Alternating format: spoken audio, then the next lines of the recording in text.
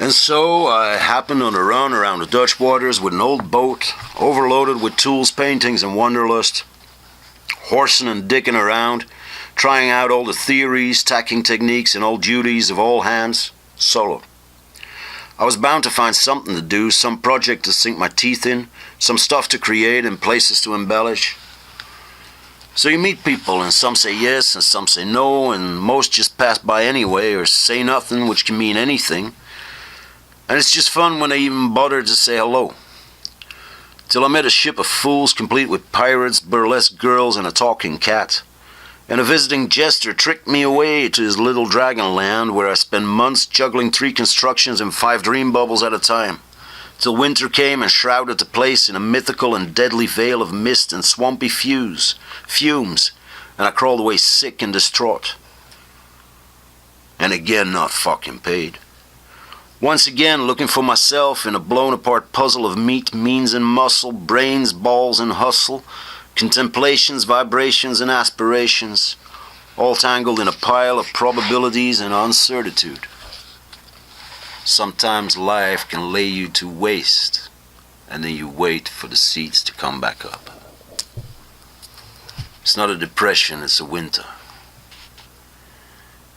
Is it manic to see beyond and envision possibilities, feeling like you're feeding and sampling the ore soup in the cauldron of life, strung over the hot fire of bright tomorrows, climbing to clasp a glance from the crow's nest and peek over the horizon of your dreams, and being, as the ship climbs the peak of a wave?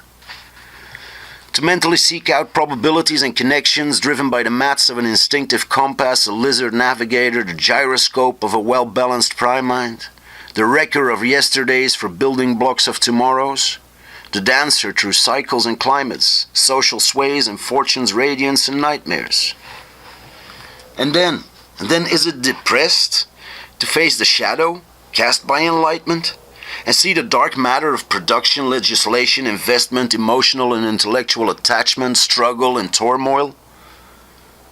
It's naught but the ups and downs in the sinus waves of our lives, caused by the spin of our afflictions, the algorithms of decay and continuous creation, whirling dust clouds in our faces that both glitter in the sun and make us cough at night.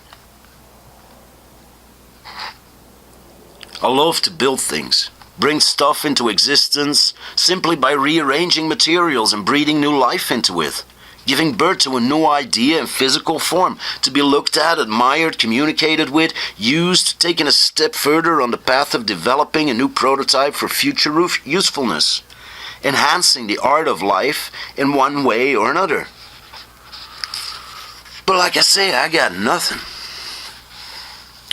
Now I can make something out of nothing, like a mate of mine said recently, but in selling that something for somewhat more is like a gap in my existence, and people enjoy my work and get touched and thrilled and don't dare to own it, saying I'll be famous when I'm dead.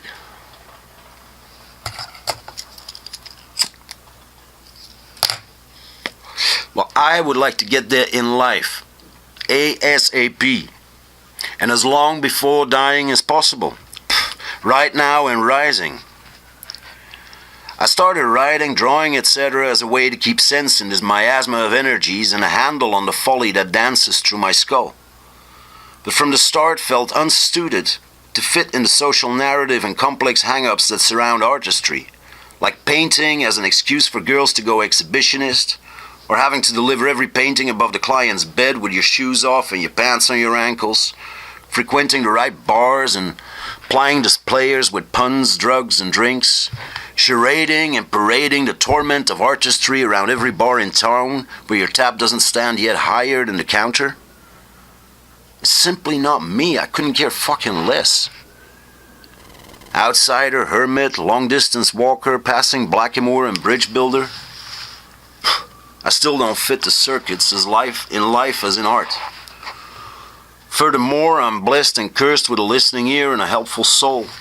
And these afflictions too often lead me to help people that can't afford to pay me for my time, thoughts, and labor.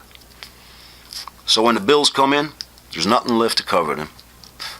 Yet too often when I try for a job in the regular everyday economy, it's demoting and enslaving, And I don't even get hired because my vibe sets me apart. My eyes mirroring the neural fireworks shooting through my brain and the rippling waves of emotions underneath my tattooed surface. Unfortunately, I married a strong woman who loves me with a hell of a lot of understanding. But love don't pay the rent that way. She pays it to have a roof over her head. And I'm embarrassed and feeling failed once more by my fate impossibility and my apparent lack of feeling for actuality.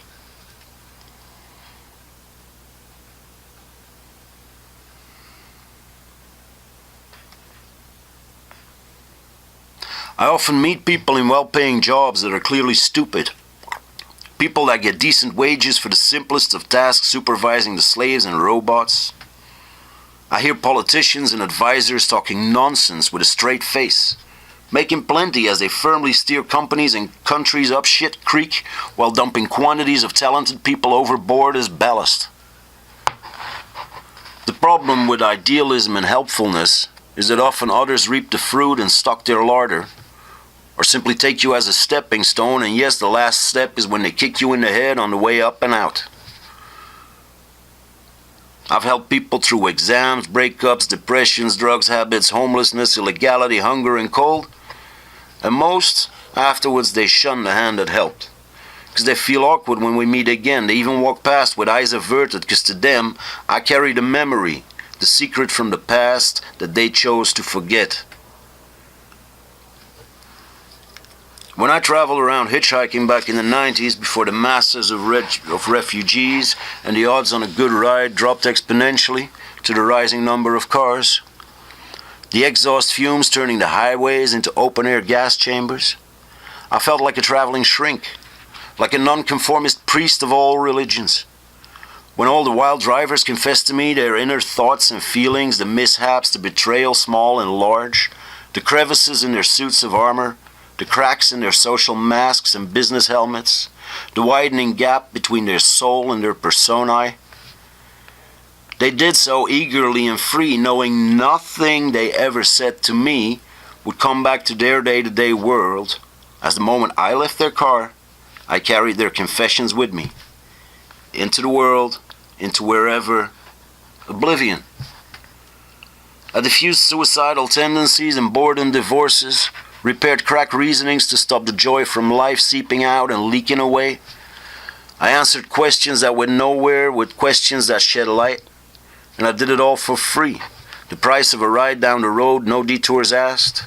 As a cosmic vagrant wanderer, a questing monk, a ronin in the defense of the art of true living, sharing and searching, and that's good, great, fine. It fucking was brilliant.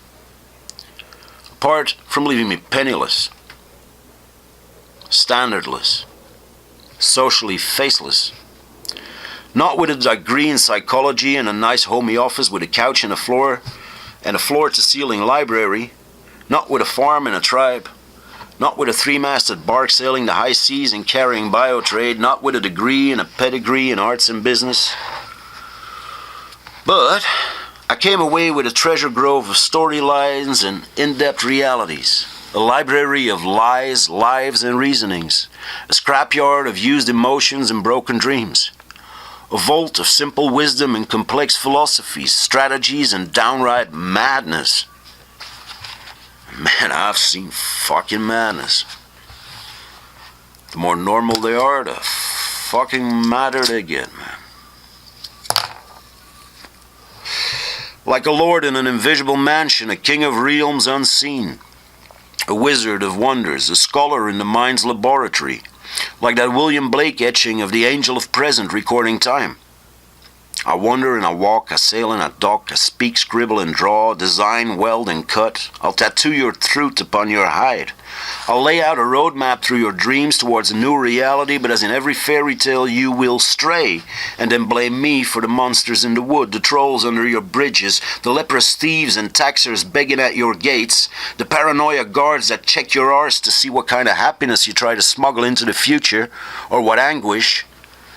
They are your monsters, trolls, lepers, and guards. They are your hang-ups, shadow principles and nightmares, your dark desires of twisted love and burning anger. So don't blame me.